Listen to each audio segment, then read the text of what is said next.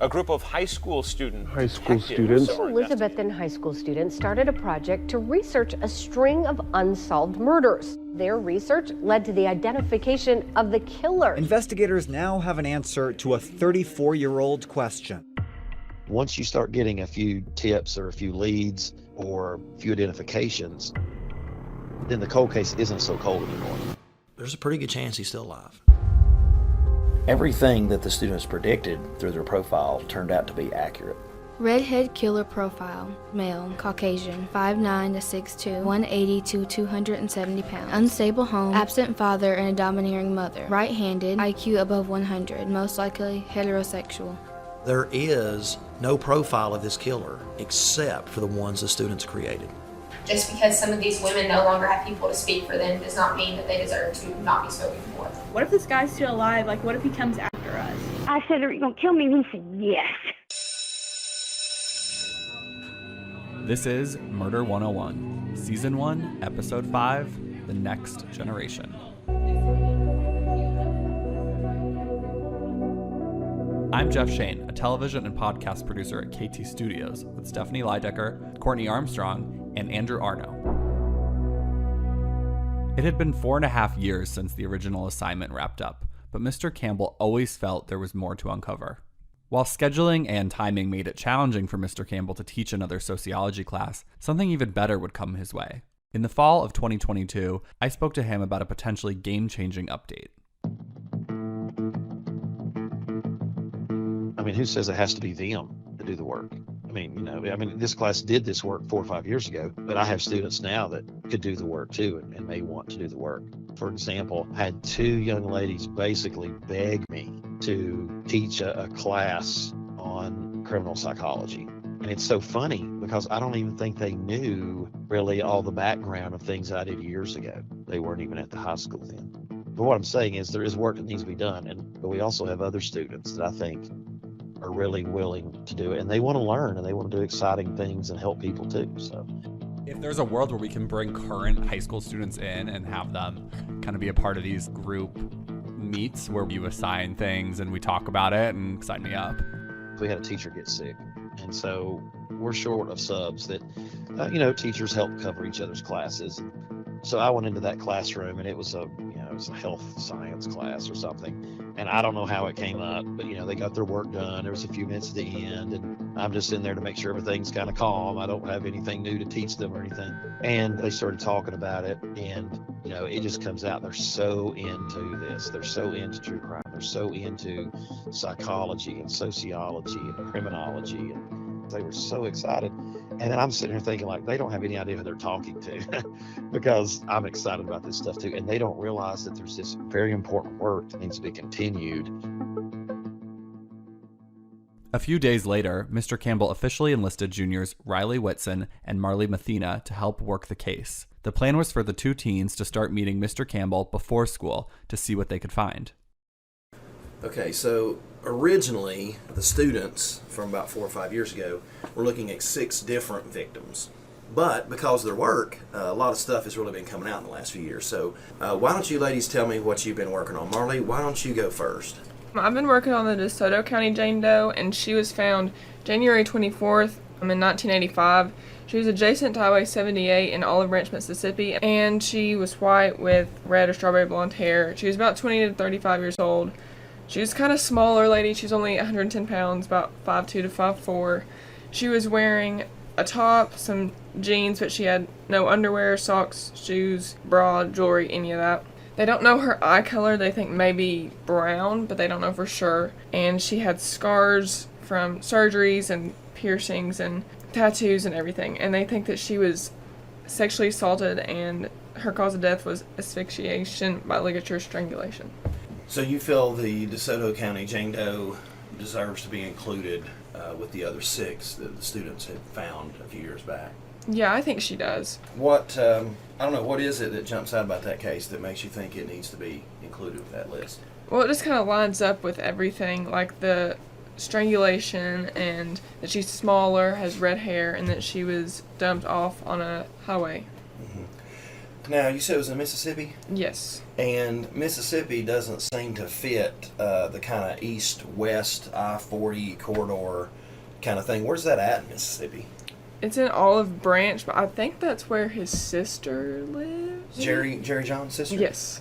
He did have a sister that lived in Batesville, which I think was kind of just south of the Tennessee state line. Mm-hmm. So maybe we need to look at that and let's see how far this victim was found from West Memphis, where Lisa Nichols was found, and then let's see how far that is from his sister's hometown there in Mississippi. So maybe we can do that by next week. Does that sound good? Yep. All right, Riley, what have you been digging into?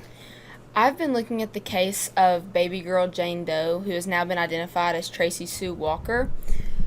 Walker was born June 2nd, 1963, and reportedly went missing from Tippecanoe Mall in 1978, which made her around 15 years old at the time of her disappearance.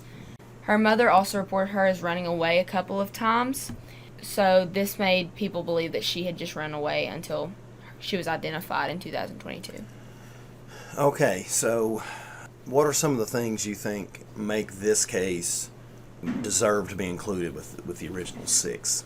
Obviously, she had red hair. She was younger, a smaller girl. Some of the previously mentioned similarities between all of these cases, but something very interesting we found in the last couple weeks of research was that there were similarities between the knots in cloth of Tina Farmer and the survivor, Linda.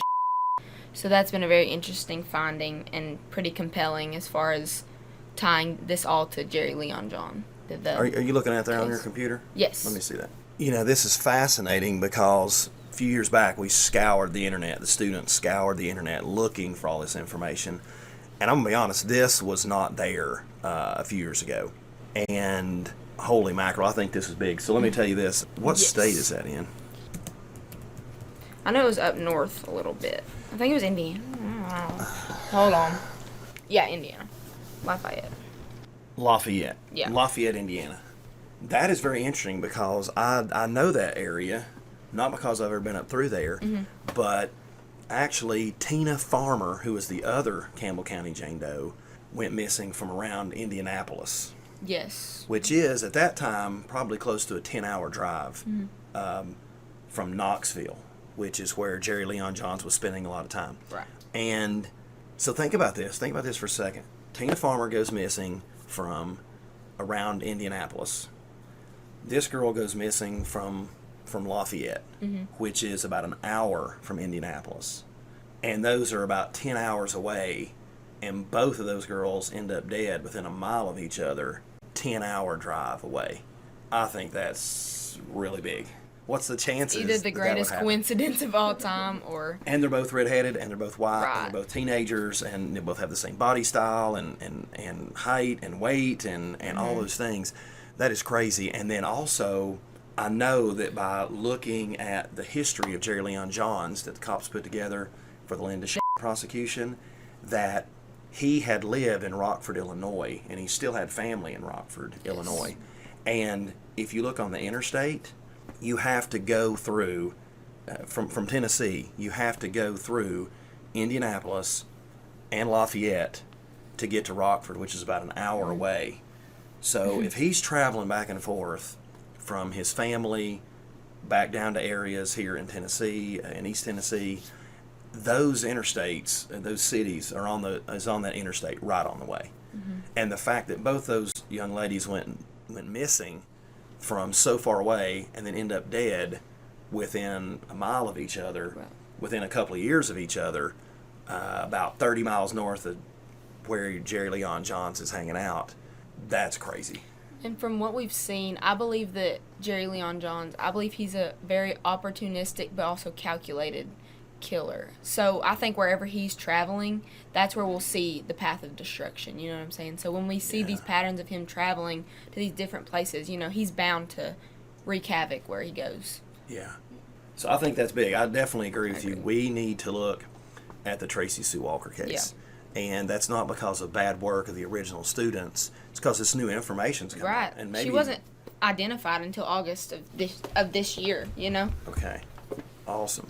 So I think you guys are doing a good job. I think we definitely need to continue to look at these two victims, and maybe they need to be included in the inner circle. Marley, we'll go back to you. Like, what do you think you need to do next to really solidify the fact that you think she's connected with these other murders?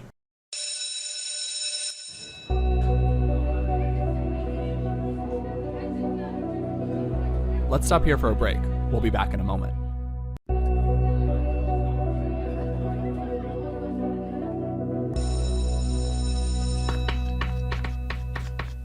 Murder 101. I think I definitely need to figure out like the relationship between where she was found and where his sister lived. So definitely figure out that. So then it gives like a reason for why he would be going down there, and it just connects it. So it's not like it's crazy out of the way. And then I think look at the other victims a little bit more and try and find like connecting factors between this. Like, and an unfortunate fact too is so many of these women were done an injustice as far as the investigation goes, just because so many of them were transient or were possible sex workers or away from home. So many of them were done a disservice by the justice system, and enough attention wasn't given to them. Yeah. For Tina Farmer and Linda, they were cloth that had been tied around their necks, and the knot was in the cloth around their necks. So. All right, so right here, I have a huge 3-ring binder. This is all of the information that was collected for the Linda attempted murder by Jerry Leon Johns. So that's the only one that went to court. Wow. So we have all of this information, and I have it right here. And in this stack of a couple hundred pages, we actually went down to Nashville, and here are some pictures of the knots that were tied around her neck. Now, it says in here that he took the t-shirt she was wearing, ripped it into strips, and then used that to bind her ankles together and then her wrists together, and then tied her wrist to her ankles like a hog tie. Right. And when she was in the car, that's how she was tied. And so then he used those t-shirt strips to strangle her. Mm-hmm. And you're telling me that they found something similar on Tina Farmer, yes. who was also the other Campbell County victim?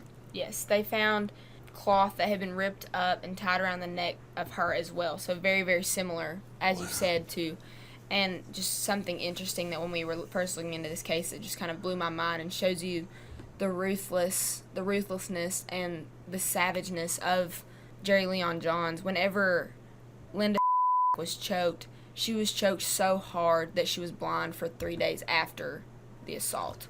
And the whites of her eyes, we've seen the pictures from the hospital, the whites in her eyes were completely red, as deep as red as you can think. It was a haunting sight to see her picture from the hospital. I'm going to say something else, like that information about Tina Farmer being strangled with a cloth was not out there either. It didn't say anything like that when we were looking, and I didn't even know that she was found in a blanket until it came out that she was identified, and they knew that Jerry Leon Johns killed her because his DNA was found on the blanket. So they didn't even release that. So the fact that now we know that she was strangled with a cloth from her t-shirt. From a t-shirt. It says from her t-shirt. Okay, from her t-shirt. Very similar to Linda's. And then this girl, Tracy Walker, who disappeared about an hour from Tina Farmer up in Indianapolis, ends up about a mile away from her. She also has been, they found the t-shirt that survived? Yes, I believe. So they have strips of cloth with a knot in there. And then we know for a fact on the Linda case that he tied her and then strangled her with a t-shirt. If that is not signature, honestly, yeah, then I don't know what is. I totally agree that Tracy Sue Walker definitely needs to be like right in the center of the possible victims. And I believe we should look and see what we can find on other victims to see if there's that possible same MO. I mean, if he did something so similar for these 3 victims, he's bound to do it for others, you know. Is there anything else we need to do this week, you know, just kind of research and see if we can continue to pull these together? Like I said, just I think looking more into, I mean, we know some of these small details that may seem insignificant, but these are the type of details that we're going to put together to really make a compelling case for ourselves, you know? Yeah. Well, girls, great job. I know it's almost time to go to class. I appreciate y'all coming in early. I know you're busy, you got basketball, you got school, but I appreciate y'all coming in before school and working on this in your spare time. I really think we've come a long way. I can't wait to see what else you guys find. So who are the young women going above and beyond in the search of justice? I'm Riley Whitson, obviously. I'm 16, I'll be 17 2 days before Halloween. So I've kind of always had that spooky ambiance follow me around everywhere I go. But yeah, I've always been very interested, morbidly and fascinated with stuff that most people are like, wow, you're either going to be a serial killer or a brain surgeon when you grow up. Hi, I'm Marley Messina. I'm a junior at Elizabethton High School, and I'm 16. Marley spoke about the extracurricular club. We started like a little club, which right now it's just me and Riley. So we just started getting into it. I would say that it's definitely out there. Like, I'm not going to take away from that. But like, anyone's capable of anything. So we decided, to come in early, a few times a week, and do some work on our own when we could. Me and Marley both play basketball for the school, so we'll be in the locker room talking about it, and all our teammates are like, what the heck is going on? The rest is history, I guess. Marley and Riley are best friends. Riley's my best friend. She has been since like 3rd grade, so we've always been close. Well, in 3rd grade, we met through basketball, and we both still play basketball now, and we go over to her, or I used to go over to her house all the time, and we just did everything together. And back then, I used to be like really, really quiet. Like, I would have a panic attack before I had this phone call, and she was more outgoing, but she's still probably the outgoing one and all that, but I think I've gained a little bit more of the outgoingness from her. We spoke to Riley's dad, Mr. Whitson. I mean, they are literally best BFFs, best friends. Our families are best friends. We vacation together. Like, we go to Florida together every year. We travel, we stay together. We get together on weekends, cook out, swim, hang by the pool. And she has a younger brother who is the same age as my youngest daughter, and they're best friends. So it's just like our whole family dynamic. We didn't know them back then, but me and my wife got married like a month apart from Marley's mom and dad, Mikey and Courtney, and then we had our first kids at the same time and our second kids at the same time. They're just a couple apart. So yeah, it's a pretty interesting dynamic. We also got the chance to connect with Marley's mom, Mrs. Messina. They are peanut butter and jelly. Riley is much more Riley is the extrovert. She's outgoing. She could talk to anyone. She's definitely not shy. She performs. She has a beautiful singing voice and is comfortable. She, at many events, everything from performing with the praise band at her church. She sings at funerals. She has sung in front of very large crowds for community events, the national anthem. So Riley's out there. Marley's more the quiet behind the scenes, but they balance each other so well. One is more cautious, one is more of a risk taker. You've got one pulling the turtle out of the shell and the other one tempering. They are just yin and yang. They are a perfect, sweet little friendship. Basketball is their passion. Last year, their team went to the state tournament. We didn't win the championship, but we had an awesome run, and we lost no players. We had the juniors and sophomores last year, so our goal this year is for the girls to go back. They're working very hard. Riley is point guard. She is an awesome shooter. She has the most beautiful three-point shot you've ever seen. Marley plays the post position. And again, her timidness has been, something that she's been working to come out of. And she has really grown and pushed herself again to the next level in her post position, really going after the ball and crashing the boards and rebounding. Both girls are very, very, very hard workers on the court, off the court, in the classroom. Whatever they do, their work ethic, they will put in 110%. So them getting up at 7 o'clock in the morning, that's not out of character for them. Aside from being honor students and star basketball players, what truly bonded the girls was their obsession with true crime. And I think that falls in with wanting to solve the Jane Doe type stuff. She loves helping people less fortunate, like at church. If we're at church and there's kids in the youth who are kind of less fortunate, Riley will gravitate to those kids. She wants to love on those kids and help those kids. And I think that kind of really is part of her passion for wanting to solve the Jane Doe. She wants to help these ladies out, or these people, these victims who don't have a voice anymore. She wants to help them out. She is a typical teenager, but she's on her phone a lot, but I'm not kidding. If she's on her phone for 5 hours in her spare time a day, 4.5 hours is listening to a crime podcast. It's just. For Marley's mom, the newfound interest came as a bit of a shock. She is not the child that enjoys thrill rides. She has never watched scary movies, and it's like, wow, so now you're interested in true crime. That's kind of surprising, but she's really interested into like the scientific, the forensic, and she's like, to make big impacts in life, you kind of have to go outside the box. The club took a few days to review the information before meeting back up. So what have you been finding? So, like I said previously, we're just trying to tie Tracy Walker with the rest of these victims, and really, because we feel that there's a lot of compelling evidence that ties her to Jerry Leon Johns. So something very interesting I found, here I'm looking at my map. Tina Farmer was from Indianapolis in Indiana, and Tracy Walker was from Lafayette in Indiana. And that's about an hour or maybe less roundabout, okay. Something like that. Well, we've covered that Jerry Leon John was a trucker. Well, there's a highway or interstate that goes directly between these two, and he would have taken this route so he didn't have to go through Chicago, which most truckers would not want to go through Chicago due to traffic, obvious reasons. So there's a direct line between these two cities, which he would have taken, which I think is just gives us a direct line. But even more than that, directly above to the left of these two cities is Rockford, Illinois, which was where Jerry Leon John's family was from. And when him and his wife divorced, she actually moved back there. I mean, it's practically a perfect diagonal line. It's highway of death. Yes. As sad as that is. So I mean, there's just so many similarities. There's no way it's coincidental, in my opinion. It's hard to say two people got kidnapped 10 hours away and their bodies ended up within a mile of each other. And it wasn't the same person. And everything else matches. Exactly. And this is actually pretty interesting, but per NamUs, we figured out that the DeSoto County Jane Doe was also strangled with a ligature.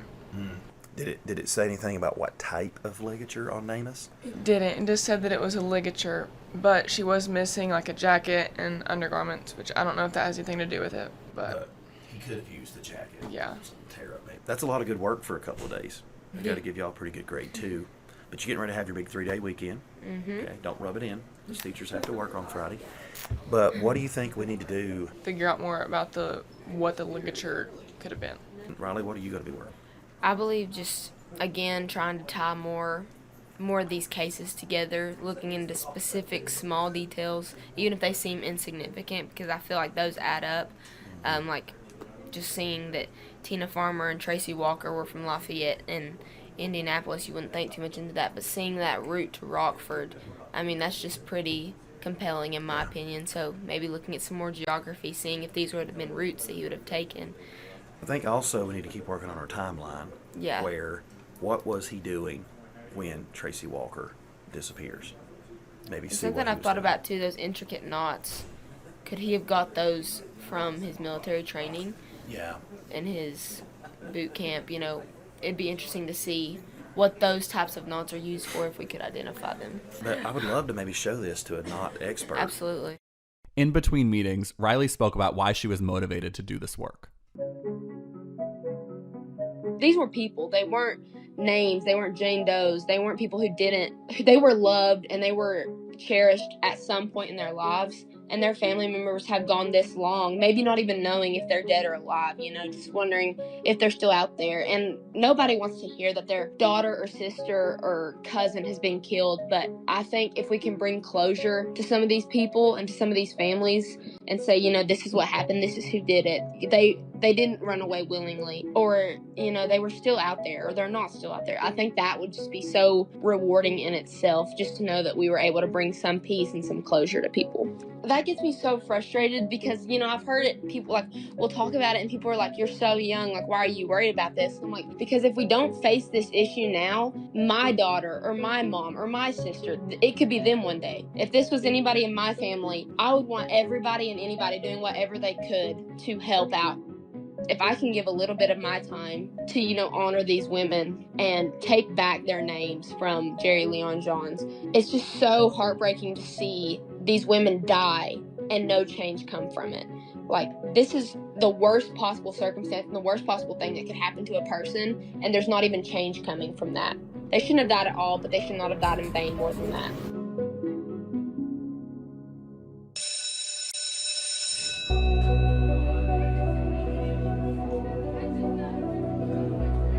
Let's stop here for another quick break.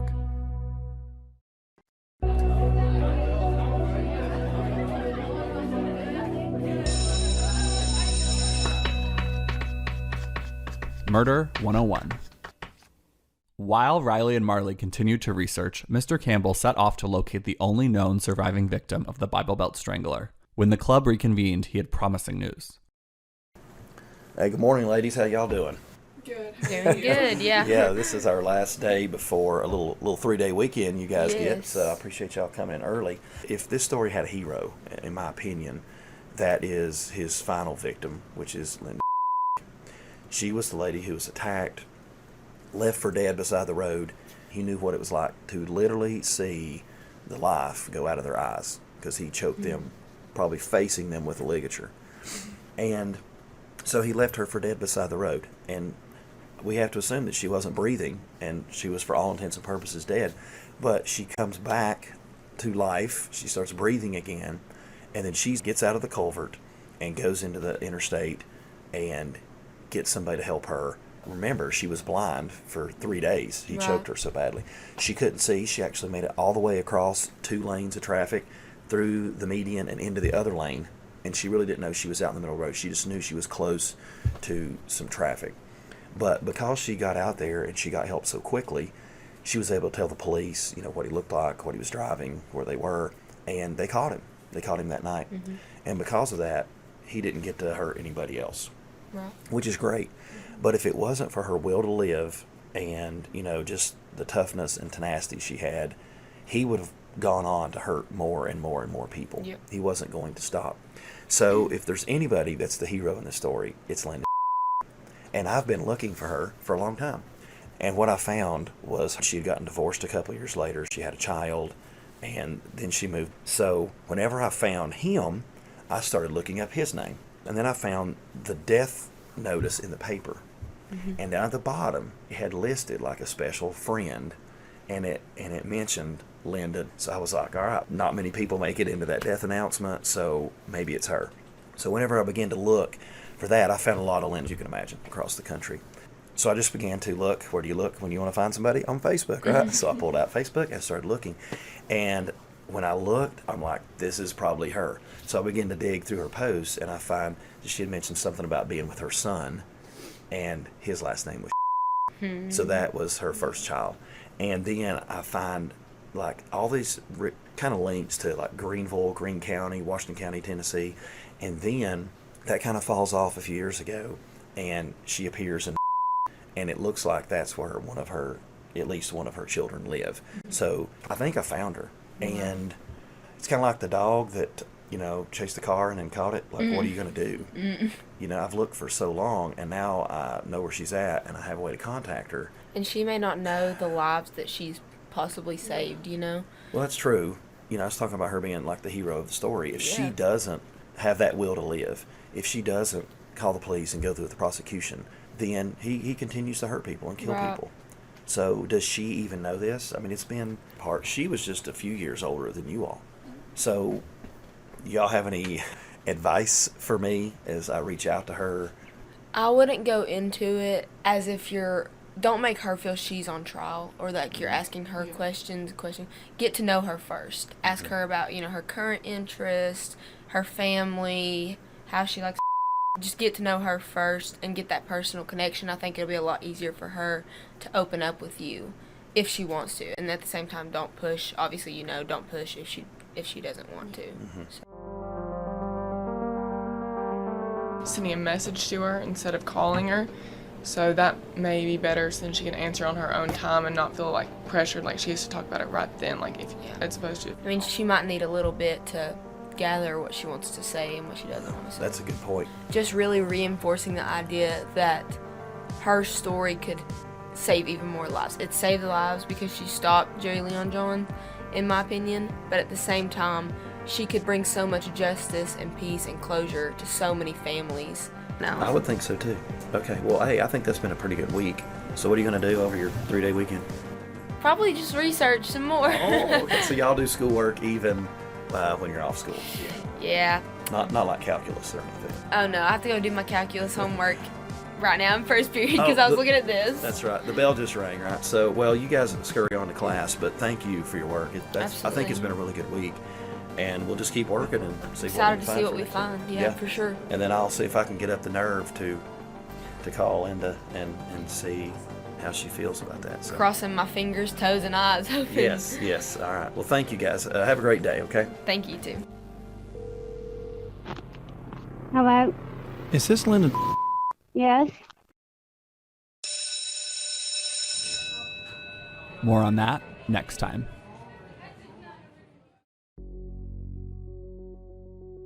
Murder 101 is executive produced by Stephanie Lydecker, Alex Campbell, Courtney Armstrong, Andrew Arno, and me, Jeff Shane. Additional producing by Connor Powell and Gabriel Castillo. Editing by Jeff Twa and Davey Cooperwasser. Music by Vanacore Music. Murder 101 is a production of iHeartRadio and KT Studios. For more podcasts from iHeartRadio, visit the iHeartRadio app, Apple Podcasts, or wherever you listen to your favorite shows.